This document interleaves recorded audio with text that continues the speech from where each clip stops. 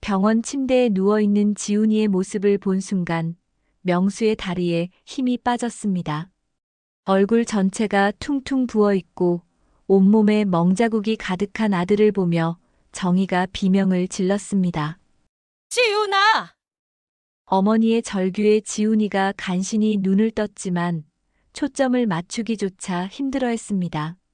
아버지, 어머니, 쉰 목소리로 겨우 내뱉은 아들의 말에 명수는 주먹을 떨며 분노했습니다.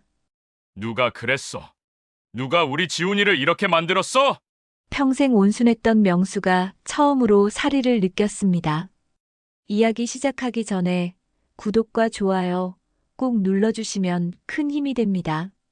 무료니까 부담 없이 눌러주세요. 경기도 평택의 한적한 주택가, 오래된 단독주택 한 채가 아침 햇살을 받으며 조용히 서 있습니다. 마당 한편에는 목수 도구들이 정갈하게 정리되어 있고 집 뒤편으로는 작은 텃밭이 보입니다. 이 집의 주인 한명수는 올해 55, 평생을 나무와 함께 살아온 사나이입니다. 새벽 5시 명수는 어김없이 눈을 뜹니다. 몸에 밴 습관이죠. 세수를 마치고 마당으로 나선 그는 장작더미 앞에 서서 도끼를 듭니다. 쪼개지는 나무 소리가 새벽 공기를 가릅니다. 하나, 둘, 셋. 리듬감 있게 이어지는 도끼질 소리는 마치 그의 인생을 닮아 있습니다. 꾸준하고 묵묵하고 변함없습니다. 아버지 군대에서 강해져서 돌아오겠습니다. 장작을 패다 보면 어김없이 떠오르는 아들의 목소리입니다. 한지훈, 21살. 어릴 때부터 몸이 약해서 걱정이 많았던 아이였습니다. 감기만 걸려도 열이 사흘씩 안 내리고 운동회 때면 늘 꼴찌를 했죠. 그런 아이가 군입대를 앞두고는 의외로 씩씩한 모습을 보였습니다. 명수는 아들의 어린 시절을 떠올립니다.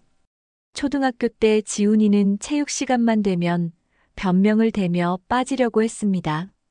달리기를 하면 금세 숨이 차고 철봉을 하면 손에 힘이 없어서 매달리지도 못했죠. 다른 아이들이 축구를 할 때면 구석에 앉아서 책을 읽거나 그림을 그렸습니다. 지훈아, 남자는 몸이 좀 단단해야 해. 아버지, 저는 머리로 하는 일이 더 좋아요. 그때 지훈이의 대답이었습니다. 10살 남짓한 아이가 하기에는 너무나 어른스러운 말이었죠. 명수는 그런 아들이 한편으로는 자랑스러우면서도 걱정스러웠습니다. 세상이 만만치 않은데 몸이 약하면 어떻게 살아갈까 하는 아버지의 마음이었습니다. 중학교에 올라가면서 지훈이는 조금씩 달라지기 시작했습니다. 키도 훌쩍 자랐고 목소리도 변했습니다. 무엇보다 운동에 관심을 보이기 시작했죠. 집 근처 헬스장에서 아르바이트를 하면서 운동기구 사용법을 익혔고 집에서도 팔굽혀펴기와 윗몸 일으키기를 꾸준히 했습니다. 아버지, 저도 이제 남자답게 살고 싶어요. 고등학교 졸업을 앞두고 지훈이가 한 말입니다. 그때 아들의 눈빛에는 뭔가 결연한 의지가 담겨 있었습니다. 대학 진학을 권했던 명수와 정이었지만 지훈이는 고개를 저었습니다. 먼저 군대를 다녀와서 정신을 바짝 차리고 싶어요. 그리고 나서 대학을 가도 늦지 않잖아요. 입대 전 마지막 밤 지훈이는 아버지와 함께 마당에 앉아 있었습니다. 여름밤 하늘에는 별이 총총 떠 있었고 귀뚜라미 소리가 정겹게 들려왔습니다. 아버지, 그동안 걱정 많이 끼쳐드려서 죄송해요. 무슨 소리야? 넌 아버지 자랑이었어. 아니에요. 저도 알아요. 다른 집 아들들은 축구도 잘하고 싸움도 잘하는데 저는 맨날 집에서 책만 읽고 있었잖아요. 명수는 아들의 어깨에 손을 올렸습니다. 예전보다 훨씬 넓어진 어깨였습니다. 지훈아, 강한 사람이라는 게 꼭 몸이 센 사람만은 아냐. 내가 책을 읽고 생각하는 것도 다 힘이 되는 거야. 그래도 이제는 몸도 마음도 더 강해지고 싶어요. 입대하던 날 아침 지훈이는 일찍 일어나서 아버지와 함께 장작을 팼습니다. 서툴렀지만 진지했습니다. 도끼를 휘두르는 모습이 어색하면서도 열심이었죠. 아버지가 하시는 일이 이렇게 힘든 줄 몰랐어요. 처음엔 다 어려워. 하지만 익숙해지면 그만이야. 군대에서도 그럴까요? 그럼 처음엔 힘들겠지만 금세 적응할 거야. 부대로 향하는 버스에서 지훈이는 창문을 열고 손을 흔들었습니다. 그 모습을 보며 명수와 정희는 눈물을 훔쳤죠. 이제 정말 아들이 어른이 되어가고 있다는 실감이 났습니다. 처음 몇 주간은 편지가 자주 왔습니다. 훈련은 힘들지만 견딜만하다는 내용이었습니다. 생활관에서 만난 동기들 이야기, 교관들의 엄격함, 그리고 조금씩 단단해져가는 자신의 몸에 대한 이야기들이 담겨 있었죠. 하지만 한 달이 지나고 두 달이 지나면서 편지는 점점 줄어들었습니다. 전화도 마찬가지였습니다. 처음에는 일주일에 한 번씩 걸려오던 전화가 2주에 한 번, 그리고 한 달에 한 번으로 줄어들었습니다. 가끔 전화가 와도 지훈이의 목소리는 예전 같지 않았습니다. 활기가 없고 뭔가 위축된 느낌이었죠. 아버지, 여긴 좀 빡세요. 그래도 견딜만 하지? 네. 그냥 빨리 시간이 지나갔으면 좋겠어요. 그런 대화를 나눈 후에도 명수는 크게 걱정하지 않았습니다. 군대란 원래 그런 곳이니까요. 자신도 젊은 시절 군 복무를 했을 때 힘들었던 기억이 있었습니다. 하루하루가 길게 느껴지고 집이 그리워서 견디기 힘들었던 시절이었죠. 점심시간 명수는 현장에서 동료들과 함께 식사를 합니다. 오늘은 펜션 개조 공사 현장입니다. 오래된 목조 건물을 손보는 일이라 명수의 전문 분야죠. 명수 형, 아들 군대 잘 다니고 있어? 그럼 우리 지훈이 요즘 많이 단단해졌을 거야. 처음엔 다들 힘들어해. 우리 때도 그랬잖아. 맞아, 시간이 약이지 뭐. 동료들과 나누는 대화 속에서도 명수는 자랑스럽습니다.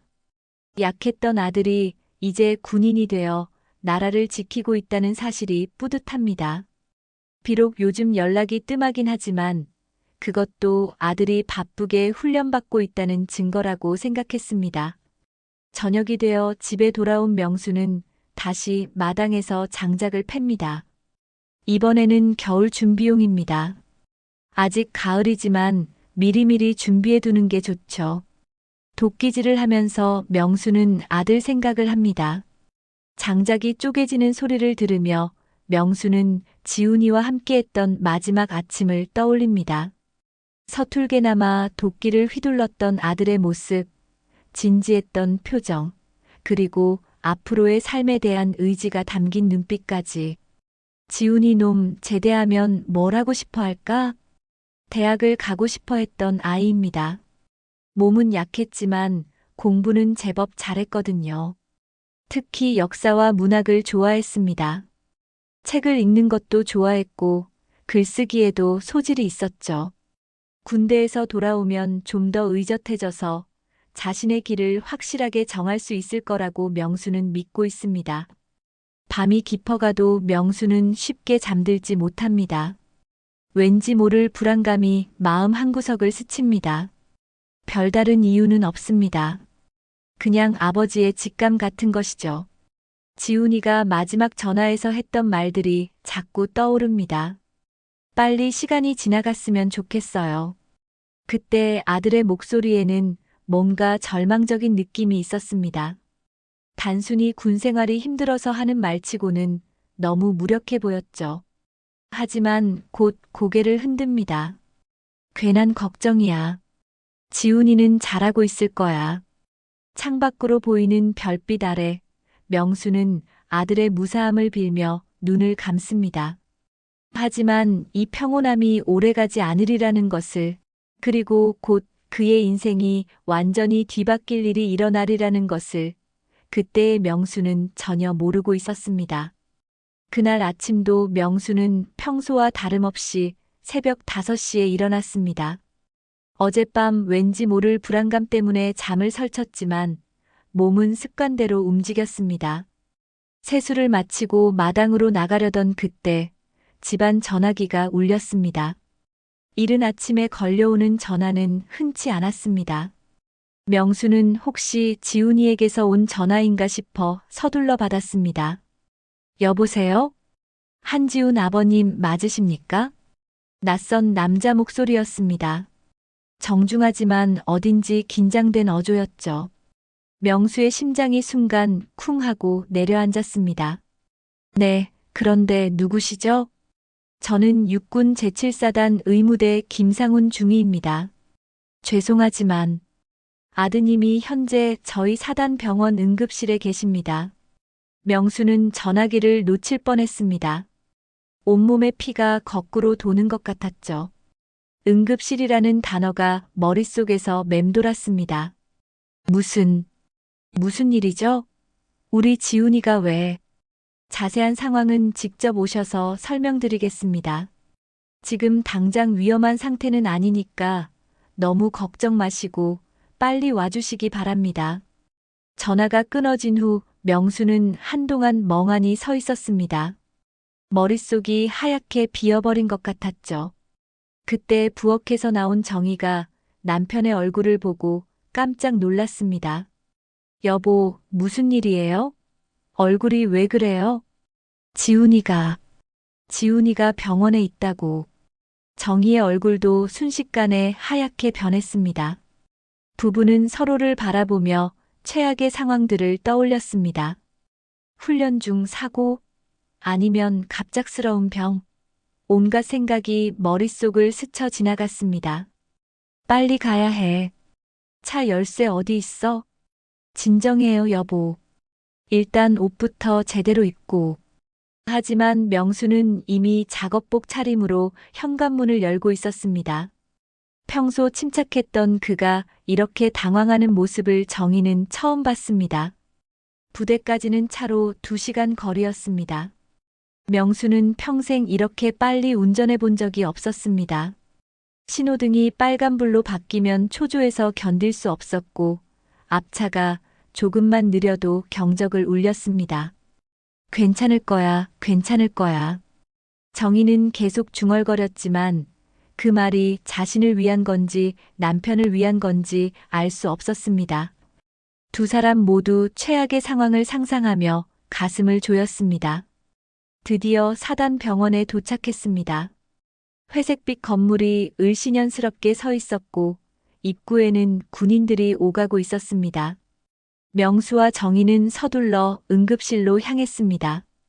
한지훈 일병 보호자 맞으십니까? 응급실 간호사가 확인했습니다. 명수는 고개를 끄덕이며 간절한 눈빛으로 물었습니다. 우리 아들 어디 있어요? 어떻게 된 거예요? 잠시만 기다려주세요. 담당 의무병이 곧 나올 겁니다. 기다리는 시간이 영원처럼 느껴졌습니다.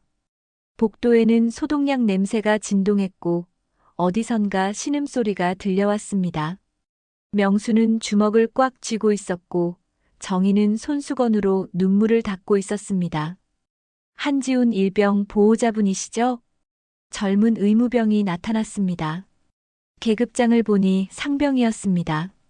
얼굴에는 미안한 기색이 역력했습니다. 네, 저희가 부모입니다. 우리 아들이 어떻게 된 건가요?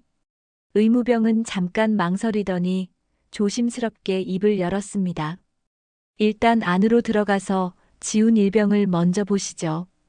병실 문이 열리는 순간 명수와 정희는 충격으로 말을 잃었습니다. 침대에 누워있는 건 정말 그들의 아들 지훈이 맞았지만 그 모습은 차마 눈 뜨고 볼 수 없을 정도였습니다. 얼굴 전체가 퉁퉁 부어 있었고 왼쪽 눈은 시퍼렇게 멍이 들어 있었습니다. 입술도 터져서 반창고가 붙어 있었고 목과 팔에는 크고 작은 멍자국들이 여러 개 보였습니다. 지훈아. 정희가 비명처럼 아들의 이름을 불렀습니다. 지훈이는 천천히 눈을 떴지만 부모를 알아보는데 몇 초가 걸렸습니다. 오른쪽 눈만으로 초점을 맞추려고 애쓰는 모습이 애처로웠습니다. 아버지, 어머니, 겨우 나온 목소리는 쉬어 있었습니다. 명수는 주먹을 떨며 의무병을 돌아봤습니다. 이게 대체 무슨 일이냐? 우리 아들이 왜 이런 꼴이 됐어? 의무병은 고개를 숙이며 머뭇거렸습니다.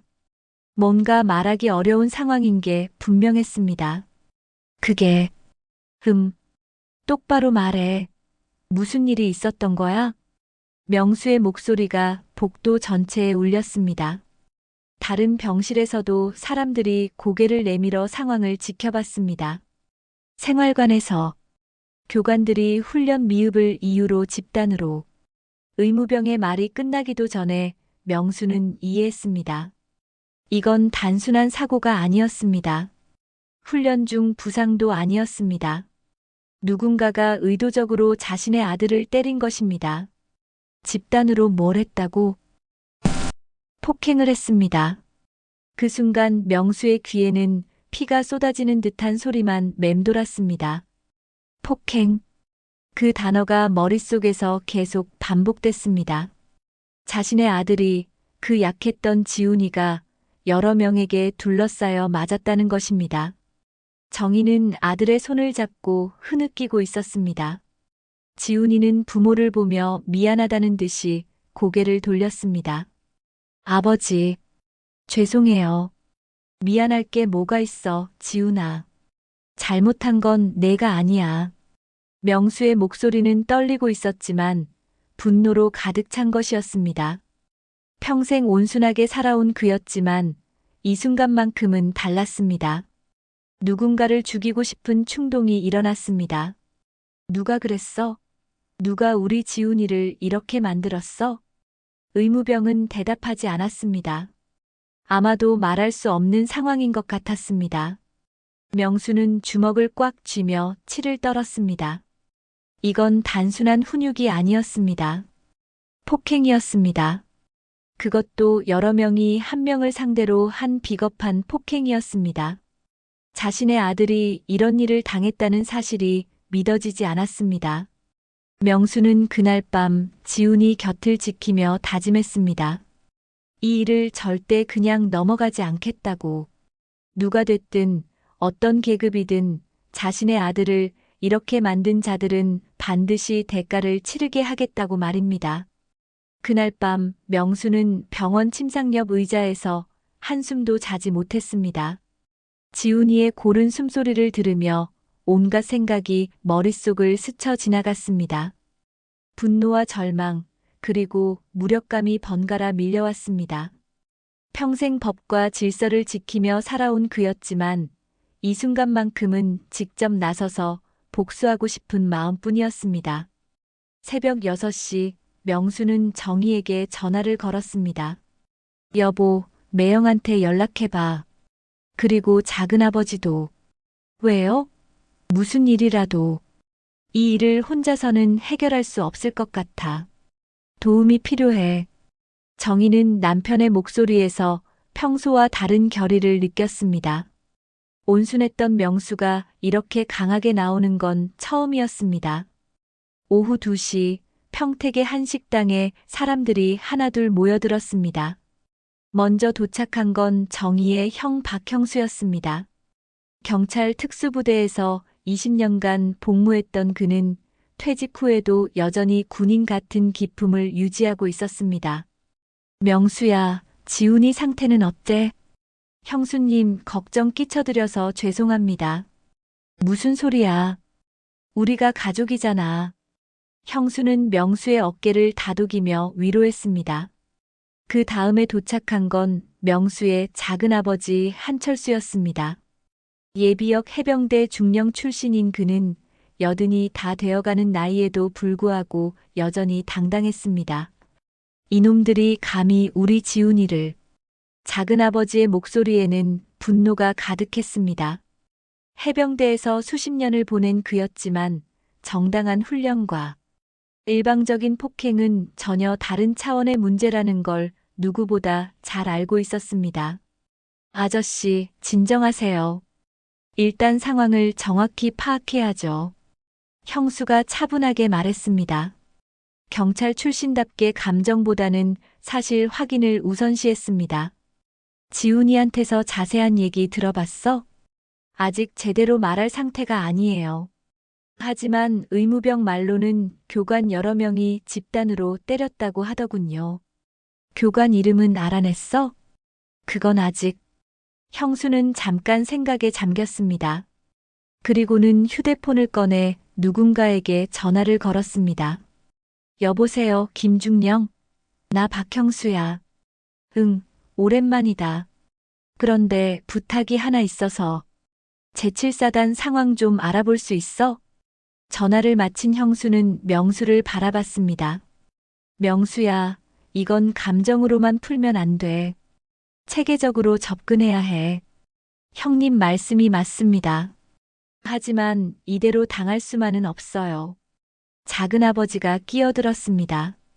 내가 해병대에 있을 때 알던 놈들이 몇 명 있어. 지금은 육군 간부로 있는데 연락해 볼까? 그래 주시면 고맙겠습니다. 그때 식당 문이 열리며 한 명이 더 들어왔습니다. 정희의 대학 동창인 최순영이었습니다.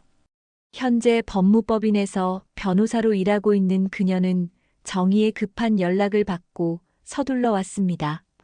정희야, 무슨 일이야? 전화로는 자세히 못 들었는데. 상황을 설명하자 순영의 표정이 심각해졌습니다. 이건 분명한 폭행 사건이야. 군대 내부라고 해서 예외가 될 수 없어. 법적으로 어떻게 대응할 수 있을까요? 일단 병원에서 진단서부터 받아야 해. 그리고 가능하면 목격자 진술도 확보하고. 아, 그리고 내부 고발자가 있으면 더 좋겠는데. 순영은 메모장에 뭔가를 적으며 말했습니다. 하지만 군 조직이라는 게 워낙 폐쇄적이라서 쉽지 않을 거야. 그래서 우리가 모인 거 아닌가. 형수가 단호하게 말했습니다. 각자 할 수 있는 일들을 나눠서 해보자. 나는 경찰 쪽 인맥을 동원해서 수사 라인을 알아볼게. 저는 해병대 인맥으로 군 내부 상황을 파악해 보겠습니다. 작은아버지도 의지를 다졌습니다. 나는 법적 절차를 준비할게. 일단 군검찰에 신고부터 해야 해. 순영도 자신의 역할을 정했습니다. 그럼 내일 다 같이 부대에 가는 건 어떨까요? 명수가 제안했습니다. 아니, 그건 너무 성급해. 일단 정보부터 더 수집해야 해. 형수가 말렸습니다. 하지만 시간을 끌수록 증거가 사라질 수도 있잖아요. 맞는 말이야. 하지만 무작정 가서 소리 지르는 것보다는 준비를 철저히 하는 게 좋아. 그때 작은아버지가 휴대폰을 보며 말했습니다. 방금 해병대 후배한테서 연락이 왔는데 제7사단에 문제가 좀 있다고 하네. 최근에 훈련병 관련 사고가 몇 차례 있었다고 해. 그럼 우리 지훈이만 당한 게 아니라는 얘기네. 정희가 놀라며 물었습니다. 그런 것 같아. 이건 조직적인 문제일 수도 있어. 순영이 심각한 표정으로 말했습니다. 그렇다면 더욱 체계적으로 접근해야 해. 혼자만의 문제가 아니라면 다른 피해자들과 연대할 수도 있고. 형수는 이미 계획을 세우고 있었습니다. 내일 아침에 다시 모이자. 오늘 밤 각자 연락망을 동원해서 정보를 최대한 수집하고. 알겠습니다. 저는 지훈이 곁에 있으면서 조금 더 자세한 상황을 들어보겠습니다. 명수가 답했습니다. 명수야, 너무 성급하게 행동하지 마. 이건 장기전이 될 수도 있어. 형님, 하지만 우리 아들이 저런 꼴로 누워 있는데 어떻게 참아요? 참으라는 게 아니야. 제대로 된 복수를 하자는 거지. 형수의 말에 모든 사람이 고개를 끄덕였습니다. 식당을 나서며 작은아버지가 명수에게 조용히 말했습니다. 명수야, 군대라는 조직은 생각보다 복잡해. 하지만 정의는 반드시 승리한다. 우리가 포기하지 않는 한 말이야. 감사합니다, 아저씨. 지훈이는 이제 혼자가 아니야. 우리 모두가 함께 싸울 거니까. 그날 밤 명수는 다시 병원으로 돌아갔습니다. 지훈이는 여전히 잠들어 있었지만 명수의 마음은 오후와는 달랐습니다. 혼자서는 감당하기 어려웠던 분노와 절망감이 이제는 구체적인 행동 계획으로 바뀌어 있었습니다. 창밖으로 보이는 부대 건물들을 보며 명수는 다짐했습니다. 내일부터는 정말로 전쟁이 시작될 것이라고. 하지만 이제는 혼자가 아니었습니다. 가족과 친구들이 함께 싸워줄 것이었습니다. 다음 날 새벽 5시, 명수는 지훈이가 잠든 틈을 타서 병실을 나섰습니다. 오늘은 어제 약속한 대로 모든 것을 시작하는 날이었습니다. 병원 주차장에서 형수와 작은아버지, 그리고 순영이 이미 기다리고 있었습니다. 어젯밤 연락해본 결과가 어떻습니까? 명수가 조급하게 물었습니다. 생각보다 심각해. 형수가 무거운 표정으로 대답했습니다. 제7사단에서 최근 몇 달 동안 이런 일이 여러 차례 있었대. 그런데 대부분 쉬쉬하고 넘어갔다고 해. 작은아버지도 고개를 끄덕였습니다. 해병대 후배들 말로는 특히 김상철이라는 중사가 문제라고 하더군. 신병들을 훈육한다는 명목으로 과도한 체벌을 일삼는다고 해. 김상철? 명수는 그 이름을 기억해 두었습니다. 그래, 그놈이 주동자인 것 같아. 같은 생활관 교관들도 그놈 눈치를 본다고 하더라고. 순영이 서류 가방에서 파일을 꺼내며 말했습니다. 법적으로는 이미 신고 준비를 마쳤어. 군검찰에 고발장을 접수할 수 있어. 하지만 그 전에 더 확실한 증거가 필요해. 어떤 증거 말입니까? 목격자 진술, 병원 기록, 그리고 가능하다면 내부 문서나 영상 자료까지. 그때 형수의 휴대폰이 울렸습니다. 잠깐 통화를 마친 후 그가 돌아와서 말했습니다. 지금 부대 정문에서 만나자고 하네. 내 후배가 부대 상황을 좀 더 자세히 알려준다고 해. 일행은 세 대의 차로 나누어 타고 부대를 향했습니다.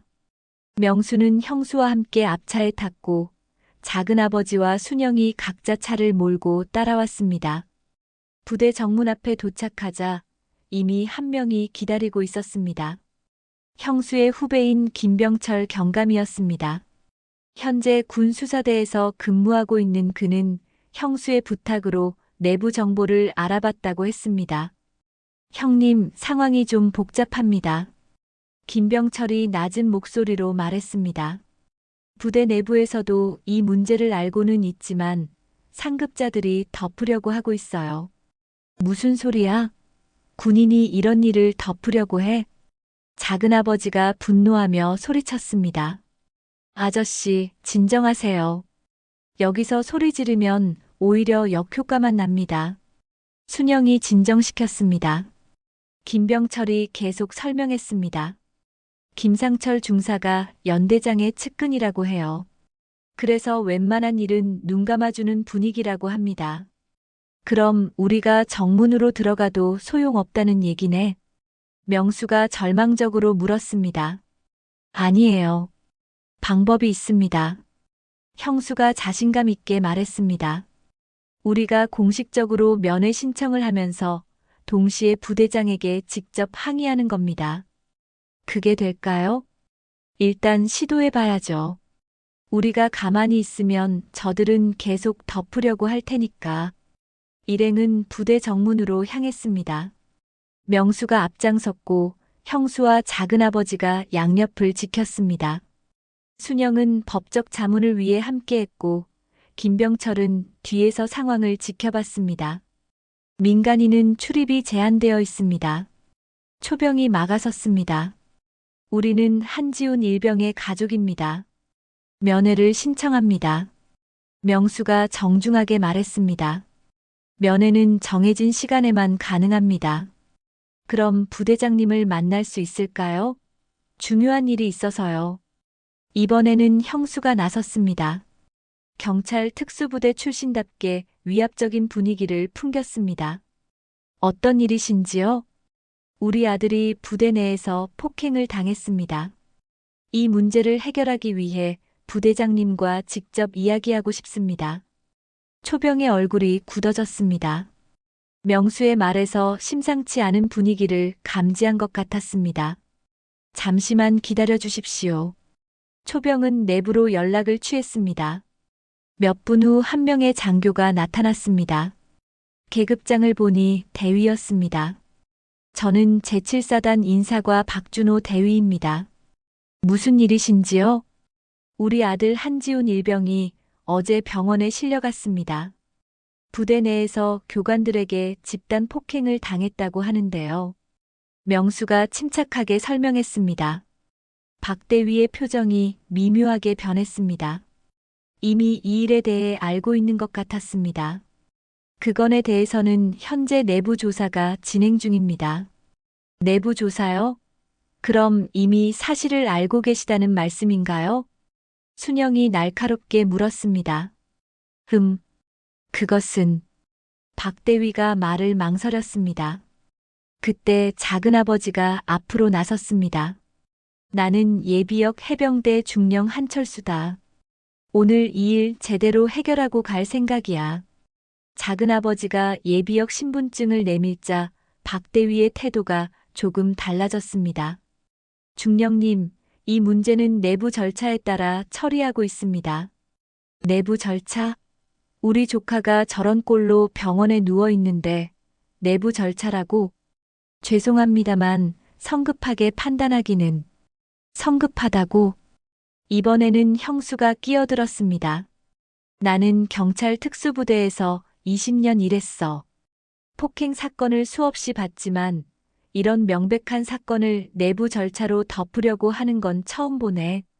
상황이 점점 격해지고 있었습니다. 부대 정문 앞에 사람들이 모여들기 시작했고 다른 초병들도 긴장한 듯 지켜보고 있었습니다.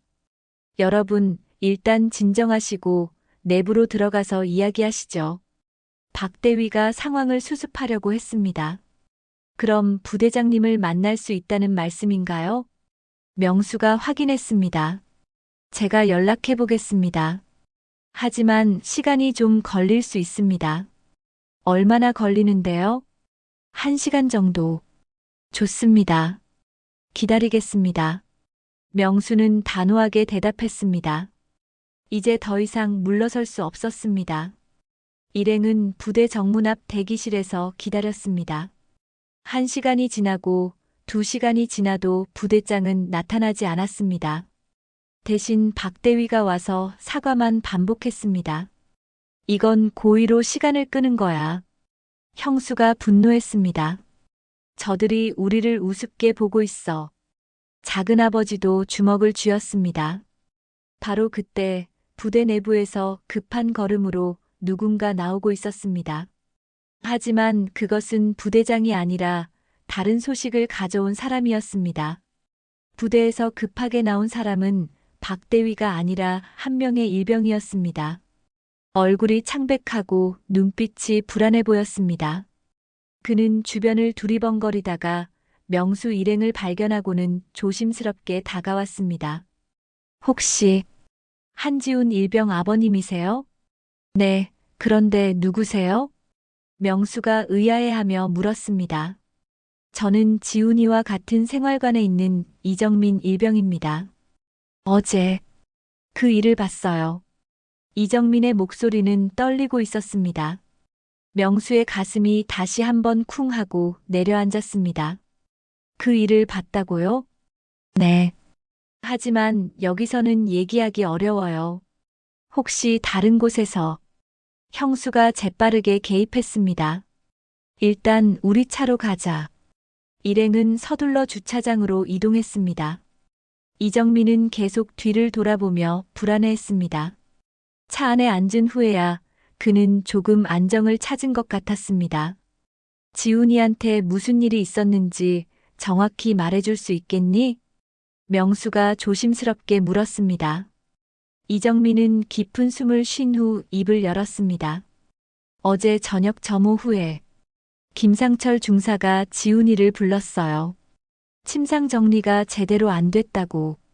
그래서 처음에는 그냥 혼내는 줄 알았는데 갑자기 다른 교관들까지 와서 이정민의 목소리가 더욱 작아졌습니다. 몇 명이나 왔어? 작은아버지가 물었습니다. 김상철 중사, 박철민 중사, 그리고 최영호 상사. 총 3명이요. 3명이 한 명을 상대로. 형수의 목소리에 분노가 묻어났습니다. 네. 지훈이를 생활관 한쪽 구석으로 끌고 가서 다른 병사들은 못 보게 하고. 그래서 어떻게 됐어? 발로 차고 주먹으로 때리고 지훈이가 바닥에 쓰러져도 계속. 이정민이 말을 잇지 못했습니다. 그 모습을 보며 명수는 온몸이 떨렸습니다. 왜 아무도 말리지 않았어? 말릴 수가 없어요. 저희가 뭐라고 하면 다음은 저희 차례니까. 순영이 메모를 하며 물었습니다. 다른 목격자는 또 있어? 생활관에 있던 병사들은 다 봤어요. 하지만 아무도 말하려고 하지 않을 거예요. 왜? 보복이 무서워서요. 김상철 중사는 정말 무서운 사람이에요. 이정민의 얼굴에 공포가 스쳤습니다. 그럼 넌 왜 우리한테 말해주는 거야? 명수가 물었습니다. 지훈이가 평소에 저한테 잘해줬거든요. 제가 고향이 그리워서 힘들어할 때 위로도 해주고. 그런데 어제 그런 일을 당하는 걸 보니까 너무 화가 나서. 이정민의 눈에 눈물이 맺혔습니다. 용기 내서 얘기해줘서 고마워. 명수가 이정민의 어깨를 두드렸습니다. 하지만 이 일로 내가 피해를 당할까봐 걱정이야. 괜찮아요. 어차피 가만히 있어도 언젠가는 당할 거예요. 김상철 중사는 신병들을 장난감처럼 생각하거든요. 형수가 진지하게 물었습니다. 혹시 증거가 될 만한 게 있을까? 사진이나 영상 같은? 그게 사실은 이정민이 망설였습니다. 뭔가 있어? 휴대폰은 못 가지고 들어가지만 작은 카메라를 숨겨놓은 병사가 있어요. 뭐라고? 모든 사람의 시선이 이정민에게 집중됐습니다. 강민수라는 병사인데 부모님께 편지 대신 영상을 보내려고 몰래 카메라를 숨겨뒀거든요. 어제 그 일이 있을 때도 카메라가 켜져 있었을 거예요. 정말? 그럼 그 영상에 폭행 장면이 찍혔을 수도 있다는 거야? 순영이 흥분해서 물었습니다. 네, 가능성이 높아요. 카메라 위치가 딱 그쪽을 향하고 있거든요. 그 강민수라는 병사를 만날 수 있을까? 지금은 어려워요. 하지만 오늘 밤에 기회가 있을 것 같아요. 어떻게? 저녁 점호 후에 화장실에서 만날 수 있을 거예요. 그때 얘기해 볼게요. 이정민은 시계를 보며 조급해했습니다. 저 이제 들어가야 해요. 너무 오래 나와 있으면 의심받을 거예요. 알겠어. 조심해서 들어가. 명수가 당부했습니다. 오늘 밤에 강민수한테 얘기해보고 내일 다시 연락드릴게요. 고마워, 정민아. 정말 고마워. 이정민이 떠난 후 차 안은 한동안 조용했습니다. 모든 사람이 방금 들은 이야기를 소화하려고 애쓰고 있었습니다. 이제 상황이 좀 더 명확해졌네. 형수가 먼저 입을 열었습니다.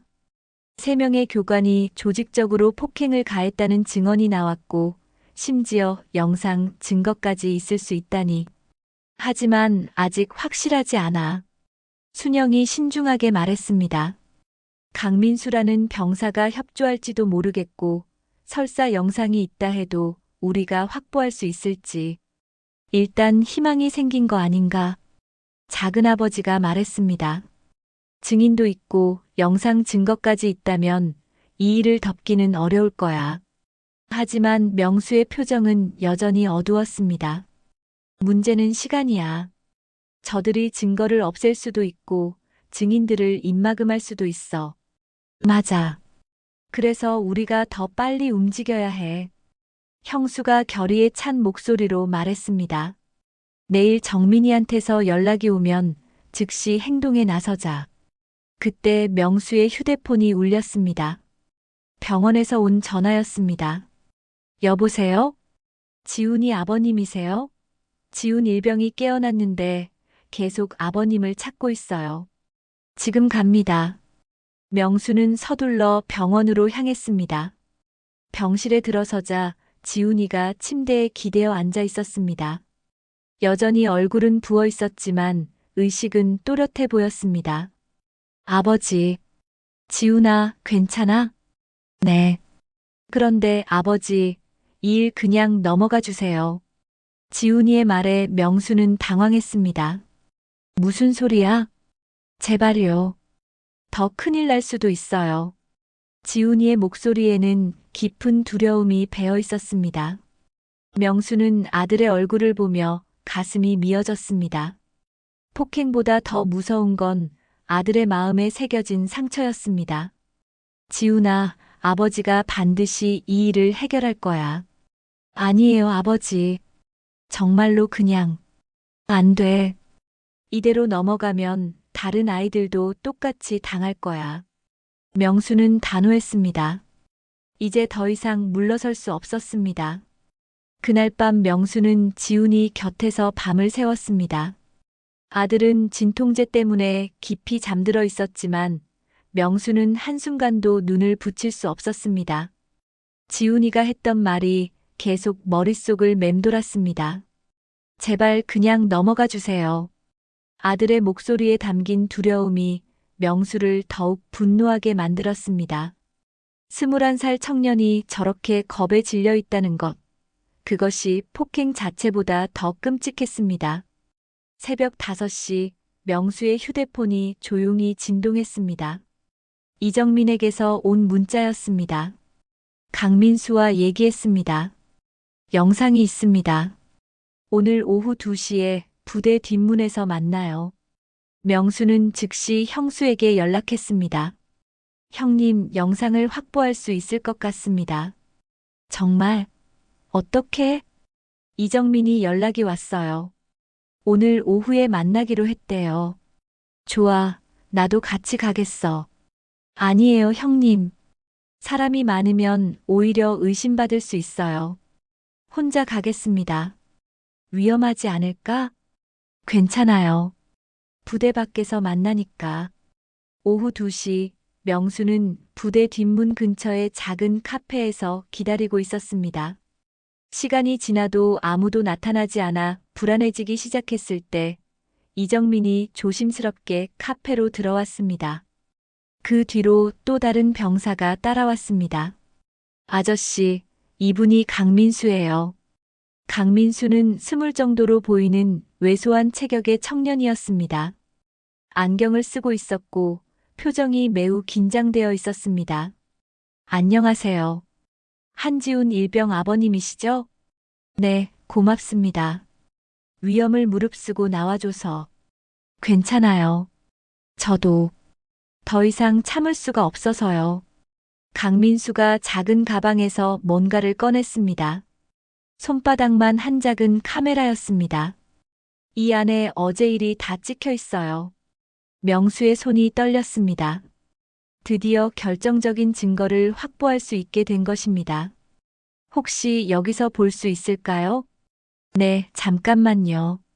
강민수가 카메라를 조작하자 작은 화면에 영상이 나타났습니다. 생활관 내부가 보였고 멀리서 몇 명의 인물들이 움직이고 있었습니다. 소리는 작게 하겠습니다. 영상이 시작되자 명수는 숨을 죽였습니다. 화면 속에서 3명의 교관이 지훈이를 둘러싸고 있었습니다. 김상철 중사가 지훈이의 가슴을 밀치며 뭔가 소리를 지르고 있었습니다. 그 다음 장면은 차마 눈을 뜨고 볼 수 없을 정도였습니다. 박철민 중사가 지훈이의 옆구리를 발로 찼고 최영호 상사는 주먹으로 얼굴을 때렸습니다. 지훈이가 바닥에 쓰러져도 폭행은 계속됐습니다. 그만해요. 명수가 떨리는 목소리로 말했습니다. 더 이상 볼 수 없었습니다. 아저씨, 괜찮으세요? 이정민이 걱정스럽게 물었습니다. 네, 고맙습니다. 이 영상을 저희가 가져갈 수 있을까요? 네, 복사해 드릴게요. 하지만 강민수가 망설였습니다. 뭔가 문제가 있나요? 이 일이 알려지면 저희들이 위험할 수도 있어요. 그건 제가 보장할게요. 여러분의 신원은 절대 밝히지 않겠습니다. 정말요? 네, 약속합니다. 강민수는 메모리 카드를 꺼내서 명수에게 건넸습니다. 이게 원본이에요. 조심해서 다뤄주세요. 정말 고맙습니다. 여러분 덕분에 우리 지훈이를 구할 수 있을 것 같아요. 카페를 나선 명수는 즉시 형수에게 연락했습니다. 형님, 영상을 확보했습니다. 지금 가져가겠습니다. 1시간 후 순영의 법무법인에 모든 사람이 모였습니다. 큰 화면으로 영상을 다시 보는 순간 모든 사람이 충격에 빠졌습니다. 이건 완전한 폭행이야. 순영이 분노로 떨며 말했습니다. 어떻게 군대에서 이런 일이? 이제 확실한 증거가 생겼어. 이걸로 군검찰에 고발하면 돼. 형수가 말했습니다. 하지만 아직 문제가 있어. 작은아버지가 걱정스럽게 말했습니다. 뭔가요? 저들이 이 영상이 있다는 걸 알게 되면 오히려 증인들을 위협할 수도 있어. 그럼 어떻게 해야 하죠? 명수가 물었습니다. 일단 영상을 여러 군데 백업해두고 동시에 언론에도 제보하는 게 좋겠어. 순영이 제안했습니다. 언론요?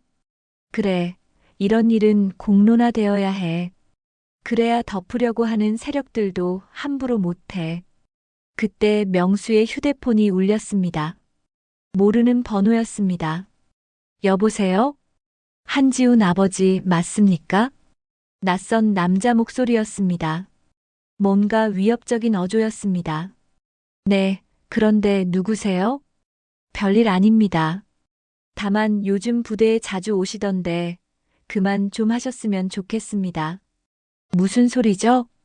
아드님을 위해서라도 이 일은 조용히 넘어가시는 게 좋을 겁니다. 누구세요? 정체를 밝히세요. 하지만 전화는 이미 끊어져 있었습니다. 누구였어? 형수가 물었습니다. 모르겠어요. 하지만 위협하는 투였어요.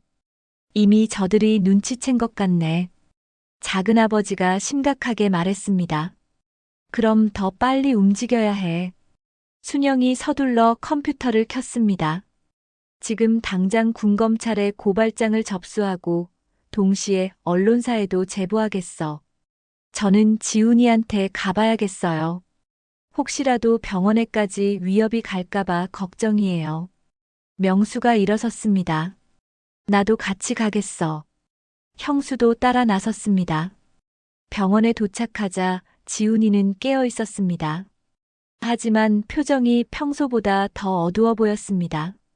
지훈아, 무슨 일 있었어? 아버지, 조금 전에 부대에서 온 사람이 있었어요. 뭐라고? 명수의 얼굴이 굳어졌습니다. 누가 왔다고? 박대위라는 분이었는데 저한테 가족들이 너무 과하게 나오고 있다고 조용히 해달라고. 그래서 뭐라고 했어? 아무 말 안 했어요. 하지만 아버지, 정말 이제 그만해주세요. 저는 괜찮아요. 지훈이의 목소리에는 절망이 가득했습니다. 지훈아, 아버지는 절대 포기 안 해. 너를 이렇게 만든 놈들을 반드시 벌줄 거야. 하지만 안 돼. 이제 우리한테는 확실한 증거가 있어. 더 이상 저들 마음대로 하게 둘 수 없어. 그때 병실 문이 열리며 순영이 들어왔습니다. 명수야, 큰일이야. 무슨 일이에요? 방금 군검찰에서 연락이 왔는데 고발장 접수를 거부당했어. 뭐라고요? 증거 불충분이라는 이유였어. 하지만 이상해. 분명히 충분한 증거가 있는데. 명수는 주먹을 꽉 쥐었습니다. 이제 정말로 큰 싸움이 시작된 것 같았습니다. 군검찰의 고발장 접수 거부 소식을 들은 명수는 분노로 온몸이 떨렸습니다. 확실한 영상 증거가 있는데도 증거 불충분이라니 이건 명백히 조직적인 은폐 시도였습니다. 이럴 줄 알았어. 형수가 이를 갈며 말했습니다. 저들이 이미 위에서부터 입막음을 했을 거야. 그럼 우리는 어떻게 해야 하죠? 명수가 절망적으로 물었습니다. 포기하면 안 돼. 다른 방법이 있을 거야. 순영이 휴대폰을 꺼내며 말했습니다. 내가 아는 기자한테 연락해 볼게. 언론의 힘을 빌려야 할 것 같아. 정말 그래도 될까요? 지금 상황에서는 그게 최선이야. 공론화가 되면 저들도 함부로 덮을 수 없어. 순영은 즉시 연락을 취했습니다. 30분 후 한 명의 기자가 병원으로 왔습니다. 사회부 기자인 김현우였습니다. 안녕하세요. 순영 변호사한테서 연락 받고 왔습니다. 김현우는 50대 중반의 베테랑 기자였습니다. 군 관련 사건을 전문으로 다루고 있다고 했습니다. 상황을 자세히 설명해 주시겠어요? 명수는 처음부터 차근차근 설명했습니다.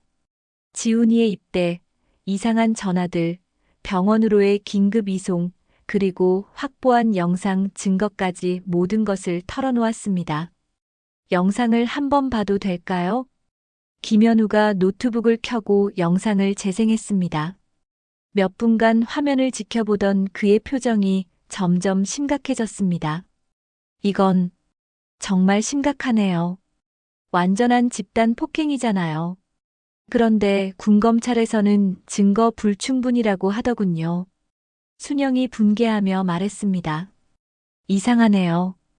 이 정도 영상이면 충분한 증거인데. 김현우가 고개를 갸우뚱했습니다. 혹시 제7사단에서 이런 일이 또 있었나요? 네, 최근 몇 달 동안 비슷한 사건이 여러 차례 있었다고 들었어요. 그렇다면 이건 개인적인 문제가 아니라 조직적인 문제군요. 김현우는 이미 기사 구상을 하고 있는 것 같았습니다. 기사로 쓸 수 있을까요? 명수가 간절하게 물었습니다. 물론입니다. 하지만 좀 더 확실한 증거가 필요해요. 다른 피해자들의 증언이나 부대 내부 문서 같은 것들 말이에요. 어떻게 구할 수 있을까요? 제가 알아보겠습니다. 군 내부에 제보자들이 몇 명 있거든요. 그때 명수의 휴대폰이 다시 울렸습니다. 이번에는 이정민에게서 온 것이었습니다. 아저씨, 큰일 났어요. 이정민의 목소리가 다급했습니다. 무슨 일이야? 강민수가 영창에 갔어요. 카메라가 발각됐대요. 명수의 얼굴이 하얗게 변했습니다. 어떻게 된 거야? 모르겠어요. 갑자기 김상철 중사가 와서 강민수를 끌고 갔어요. 부정 물품 소지라고. 그럼 증거 인멸을 시도하는 거네. 형수가 분노했습니다. 저는 어떻게 해야 해요? 저도 위험한 건 아닐까요? 이정민의 목소리에 공포가 배어 있었습니다.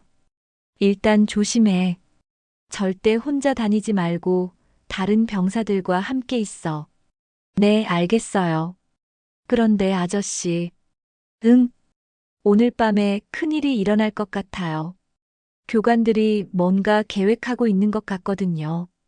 전화가 끊어진 후 모든 사람이 긴장했습니다. 이제 정말 시간이 없어. 김현우가 말했습니다. 저들이 본격적으로 증거인멸에 나서기 전에 기사를 내보내야 해요. 얼마나 걸릴까요? 오늘 밤에 기사를 쓸게요.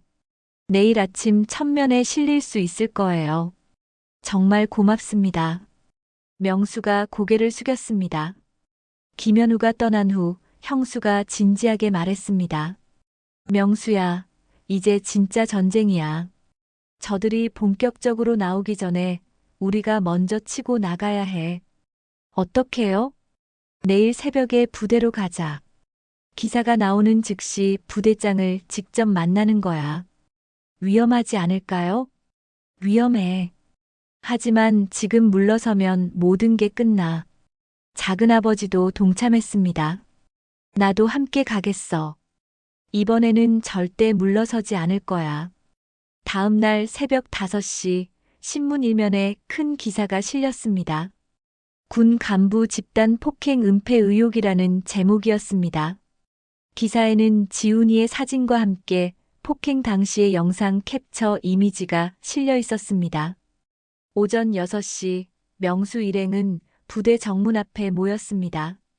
이번에는 형수, 작은아버지, 순영뿐만 아니라 김현우 기자도 함께했습니다. 기사 보셨죠? 이제 더 이상 덮을 수 없을 거예요. 김현우가 자신감 있게 말했습니다. 하지만 조심해야 해.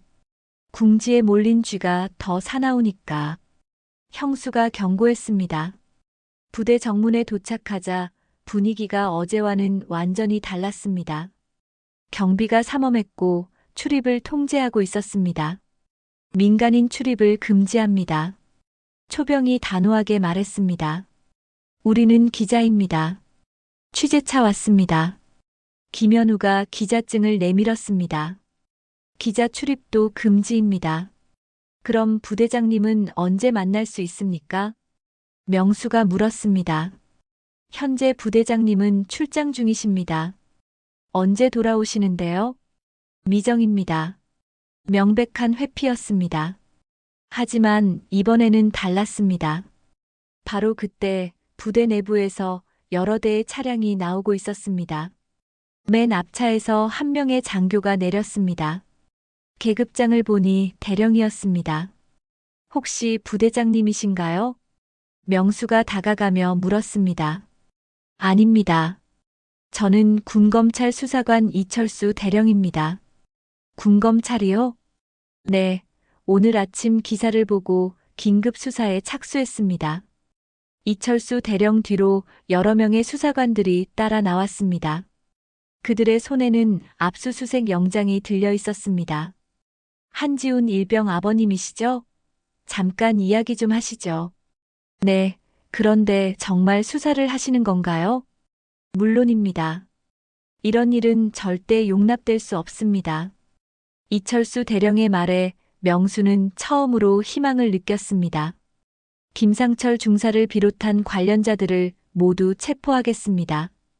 그리고 은폐에 가담한 간부들도 처벌받을 것입니다. 부대 내부에서는 이미 소동이 일어나고 있었습니다. 수사관들이 들어가면서 교관들이 하나둘 연행되고 있었습니다. 아버지. 갑자기 뒤에서 지훈이의 목소리가 들렸습니다. 병원에서 나온 지훈이가 절뚝거리며 다가오고 있었습니다. 지훈아, 여기 왜 왔어? 아버지가 걱정돼서요. 혹시라도 위험한 일이 생길까봐. 명수는 아들을 꽉 안았습니다. 이제 괜찮아, 지훈아. 아버지가 약속한 대로 모든 걸 해결했어. 부대 정문 앞에서 아버지와 아들이 껴안고 있는 동안 그들을 괴롭혔던 악몽은 드디어 끝나가고 있었습니다. 석 달이 지났습니다. 가을이 깊어져 평택의 집 마당에는 낙엽이 수북이 쌓여 있었습니다. 명수는 다시 아침마다 장작을 패고 있었지만 예전과는 다른 마음이었습니다. 도끼를 들 때마다 그날의 일들이 선명하게 떠올랐습니다. 군사재판 결과는 명확했습니다. 김상철 중사는 폭행과 직권남용 혐의로 징역 3년을 선고받았습니다. 박철민 중사와 최영호 상사도 각각 징역 2년과 1년 6개월의 실형을 받았습니다. 은폐에 가담했던 부대장과 연대장도 파면 처분을 받았습니다. 아버지, 아침이에요. 지훈이가 마당으로 나왔습니다. 얼굴의 상처는 모두 아물었고 예전보다 훨씬 건강해 보였습니다. 무엇보다 눈빛이 달라졌습니다. 겁에 질린 모습은 사라지고 대신 의연함이 자리 잡았습니다. 응, 지훈아. 잠 잘 잤어? 네, 아버지도 수고하세요. 지훈이는 아버지 옆에서 함께 장작을 패기 시작했습니다. 예전보다 훨씬 능숙한 솜씨였습니다. 군대에서 배운 것들이 나쁜 기억만은 아니었던 것 같습니다. 지훈아, 대학 준비는 어때? 잘 되고 있어요. 내년 봄에 입학할 수 있을 것 같아요. 지훈이는 전역 후 대학 진학을 결정했습니다. 법학과를 지원했습니다. 자신과 같은 피해를 당하는 사람들을 도와주고 싶다고 했습니다. 그때 일 때문에 힘들지 않아? 명수가 조심스럽게 물었습니다. 처음엔 힘들었어요. 하지만 이제는 괜찮아요. 오히려 제가 더 강해진 것 같아요. 그래, 넌 정말 강한 아이야. 명수는 아들이 자랑스러웠습니다. 가장 힘든 시간을 견뎌낸 지훈이가 이제는 오히려 다른 사람들을 도우려고 하고 있었습니다. 오후에는 예정된 만남이 있었습니다. 이정민과 강민수가 집으로 찾아왔습니다. 두 사람 모두 전역을 했고 각자의 길을 찾아가고 있었습니다. 아저씨, 안녕하세요. 이정민이 밝게 인사했습니다. 군대에서의 위축된 모습과는 완전히 달랐습니다. 그래, 많이 밝아졌구나. 요즘 뭐 하고 지내? 사회복지를 공부하고 있어요. 나중에 상담사가 되고 싶어요. 이정민도 자신의 경험을 바탕으로 다른 사람들을 도우려는 꿈을 키우고 있었습니다. 강민수는 여전히 조용했지만 예전보다 훨씬 당당해 보였습니다. 강민수는 어떻게 지내? 영상 제작을 배우고 있어요. 그때 일로 영상의 힘을 느꼈거든요. 그래, 너희 덕분에 진실이 밝혀질 수 있었어. 명수는 두 청년을 보며 뿌듯했습니다. 그들 모두 힘든 경험을 성장의 밑거름으로 만들고 있었습니다. 저녁 식사 자리에서 정희가 안부를 물었습니다. 형수님과 작은아버지는 어떻게 지내세요? 형수님은 여전히 바쁘게 지내세요. 요즘은 군 관련 사건들을 많이 도와주시고 있어요. 명수가 대답했습니다. 작은아버지도 마찬가지예요. 후배 군인들 상담을 해주신다고 하시더라고요. 그들 모두 이 일을 계기로 더 의미 있는 일에 참여하게 되었습니다. 순영 언니는 요즘 어때요?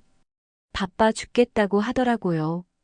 군대 내 인권 침해 사건들이 연이어 터지고 있어서요. 명수는 이 일이 단순히 자신들만의 승리가 아니라는 것을 알고 있었습니다. 지훈이 사건이 공론화되면서 비슷한 피해를 당했던 다른 군인들도 용기를 내어 고발하기 시작했습니다. 김현우 기자님도 상을 받으셨다면서요? 지훈이가 물었습니다. 응, 탐사보도 부분에서 올해의 기자상을 받으셨어. 우리 사건을 계기로 군대 내 폭력 실태를 깊이 있게 보도해 주셨거든. 한 달 전에는 국정감사에서도 이 사건이 다뤄졌습니다. 국방부 장관이 직접 사과하고 군대 내 인권 보호를 위한 새로운 시스템을 구축하겠다고 약속했습니다. 참, 지훈아. 너한테 편지가 왔더라. 정희가 편지 한 통을 내밀었습니다. 누구한테서요? 지훈이가 편지를 받아보니 발신인이 낯설었습니다. 하지만 편지를 읽어보니 놀라운 내용이었습니다. 어머, 이건 뭐야? 어떤 내용인데? 제가 모르는 분인데. 자신도 비슷한 일을 당했다가 제 사건을 보고 용기를 내서 고발했다고 해요. 그리고 감사하다고. 이런 편지는 이것만이 아니었습니다. 지난 몇 달 동안 전국에서 비슷한 편지들이 계속 왔습니다. 지훈이의 용기가 다른 피해자들에게도 희망이 되고 있었습니다. 지훈아, 내가 정말 많은 사람들에게 용기를 주고 있구나. 저도 처음엔 그냥 숨기고 싶었는데 아버지가 끝까지 포기하지 않으셨잖아요. 지훈이가 아버지를 바라보며 말했습니다. 아니야, 지훈아. 내가 끝까지 견뎌줬기 때문에 가능한 일이었어. 명수는 아들의 어깨를 다독였습니다. 마을 사람들의 시선도 달라졌습니다. 처음에는 괜히 일을 크게 만들었다는 시선도 있었지만 이제는 모든 사람이 명수를 존경의 눈빛으로 바라봤습니다. 명수 형이 대단해. 아들을 지키기 위해 끝까지 싸우다니. 우리도 저런 아버지가 있으면 좋겠어. 동네 아저씨들이 하는 말을 들을 때마다 명수는 뿌듯하면서도 겸손해졌습니다. 해가 지고 저녁이 되자 명수는 다시 마당에서 장작을 팼습니다. 이제는 혼자가 아니었습니다. 지훈이가 옆에서 함께했고 가끔 이정민과 강민수도 와서 도와줬습니다. 아버지, 저 앞으로도 계속 싸우는 사람이 되고 싶어요. 응. 약한 사람들을 괴롭히는 사람들과 싸우는 거요. 제가 당한 일을 다른 사람은 당하지 않게. 그래, 좋은 생각이야. 하지만 너무 무리하지는 마라. 네, 아버지가 보여주신 것처럼 차근차근 해볼게요. 명수는 속으로 다짐했습니다. 군대든 사회든 약한 사람을 짓밟는 자는 반드시 대가를 치른다는 것을 이번 일로 증명했습니다. 그리고 그 믿음은 이제 아들에게로 이어지고 있었습니다. 밤하늘에 별이 뜨기 시작했습니다. 명수는 지훈이와 함께 마당에 앉아 하늘을 올려다봤습니다. 몇 달 전 그 무서웠던 밤들이 이제는 먼 기억처럼 느껴졌습니다. 지훈아, 이제 정말 괜찮지? 네, 아버지. 이제는 정말 괜찮아요. 오히려 더 강해진 것 같아요. 부대 앞에서 가족이 함께 섰던 그날의 장면이 두 사람의 가슴 속에 영원히 새겨져 있었습니다. 그리고 그 기억은 앞으로도 그들이 정의를 위해 싸울 때마다 힘이 되어줄 것이었습니다. 평택의 작은 집에서 시작된 한 아버지의 싸움은 이제 많은 사람들의 희망이 되어 계속 이어지고 있었습니다. 오늘도 시청해주신 여러분께 감사드립니다. 영상이 마음에 드셨다면 구독, 좋아요, 알림 설정까지 잊지 말아주세요. 여러분의 관심이 큰 힘이 됩니다.